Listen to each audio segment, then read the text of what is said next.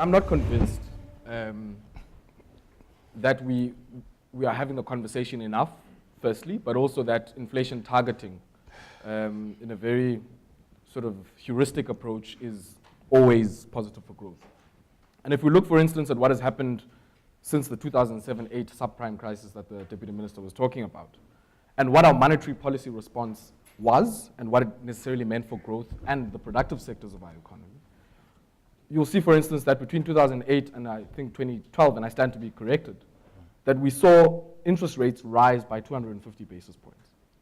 Now, I think we need to have the conversation, if we're talking about price stability, to say what is the instrument that is often used to defend the currency or to defend prices. And it's the interest rate. Now, what does that interest rate mean to particular segments of our economy?